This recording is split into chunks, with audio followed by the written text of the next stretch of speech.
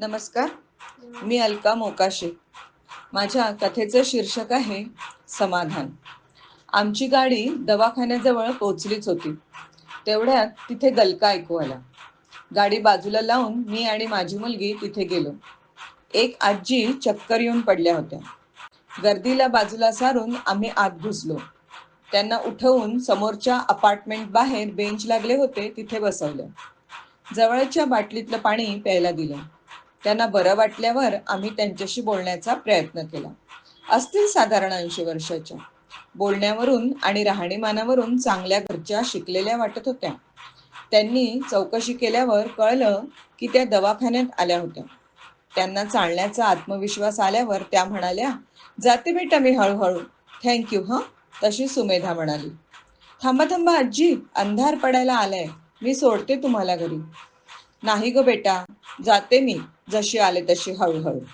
पण सुमेधाने आग्रहाने त्यांना गाडीत बसवलंच. माझी डॉक्टरांकडे अपॉइंटमेंट होती म्हणून मी गेले आणि सुमेधा आजींना सोडायला गेली. "आई येते ग." "ओके." आजी सुमेधाकडे कौतुकाने बघत होत्या. डोळ्यात पाणी होतं. "आजी एकट्या का आल्या? कुणाला तरी आणायचं ना बरोबर." पण आजी काही बोलल्याच नाही. कसला तरी विचार करत होत्या. "कुणीकडे आहे तुमचं घर?" त्यांना आठवेच ना. त्यांच्याकडे मोबाईल होता. सुमेधाने पाहिलं होतं. "आपण फोन करायचा का तुमच्या घरी?" "नको नको." थोड्या हिरमुसल्या झाल्या होत्या. पण त्यांना लगेच थोडं थोडं सुचायला लागलं. "जवळच आहे." "अगं बेटा, मला औषधं पण घ्यायची आहेत." "काही हरकत नाही, आपण जाऊ तिकडे." सुमेधा त्यांना मेडिकलमध्ये घेऊन गेले. नंतर त्या हळूहळू बोलायला लागल्या. "माझे मिस्टर इंजिनियर होते. मी पण जॉब करत होते. माझा मोठा मुलगा अमेरिकेला राहतो आणि लहान मुलगा इथे." "मग कुणाला सोबत का नाही आणलं?" आजी परत गप्पा आणि डोळ्यात पाणी. "काय आजी, का नाही आणलं कुणाला सोबत?" आवंडा गिळत त्या म्हणाल्या, "अगं, मुलगा ऑफिसातनं यायची वेळ झाली होती आणि सून तिच्या बहिणीशी गप्पा मारत बसली होती फोनवर. नात क्लासला गेलेली, नातू खेळायला गेलेला." सुमेधाने आश्चर्याने आजींकडे पाहत म्हटलं, "मग मुलगा आल्यावर यायचंत ना तुम्ही डॉक्टरांकडे? पडल्या धडल्या म्हणजे आणखीन त्रास व्हायचा ना तुम्हाला." "हं." "काय हं आजी?" पदराच्या टोकाला चुरगाळत आजी बोलल्या.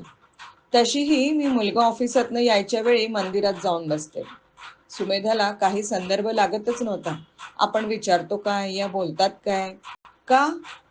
"अगं, मुलगा ऑफिसमधून आला की माझ्याजवळ येऊन बसतो ना, गप्पा मारतो." "मग काय?" "मग सुनबाई नाराज होते ना. ती त्याच्याशी बोलतच नाही." "घरातल्या आनंदासाठी थोडा त्रास घेतला तर कुठे बिघडलं?" आजींनी डोळ्यातल्या अश्रूंना वाट करून दिली. पुढे न सांगताच सुमेधाला जे कळायचं ते कळाले. डोळे पुसत त्या बोलल्या, "हे बघ, आमचं घर आलं." "प्रीती, तुमचं नाव आहे का आजी? छान नाव आहे." "हो." यांना म्हटलं, "तुमचं नाव ठेवूया प्रीतम." तर नाही म्हणाले. "सारखाच तर अर्थ आहे." 40 वर्ष झाली बघ. खूप काटकसर करून बांधलं होतं आम्ही हे घर." सुमेधा हसली त्यांच्याकडे बघून. "उतरायचे ना?" आजींनी पर्समधून 100 रुपये काढून सुमेधाला दिले. "ओहो आजी, पैसे नकोत मला. मी जॉब करते." "अगं मग काय झालं? आजी म्हणतेस ना? तुझ्या त्या पगारापेक्षा आजीचे 100 रुपये जास्त असतात हो." तिनं आजीला जवळ घेत म्हटलं. "हा हा, बरं आजी. माझा आशीर्वाद आहे तुला. खूप पुढे जा." तिने कारचं दार उघडलं आणि त्यांना उतरवलं. हात धरून फाटकापर्यंत पोचवलं. तितक्यात त्यांचा मुलगा आला. "अरे आई, काय झालं? कुठे गेली होती?" त्याने आईचा हात पकडून नेता नेता सुमेधाकडे आश्चर्याने पाहिलं. "या ना." "नाही नको. बाय आजी." "बाय." आजी खूप सुंदर हसल्या. त्यांच्या चेहऱ्यावरचं हसू बघून सुमेधा खूप खुश झाली. आज तिला काहीतरी चांगलं केल्याचं समाधान तिला मिळालं होतं.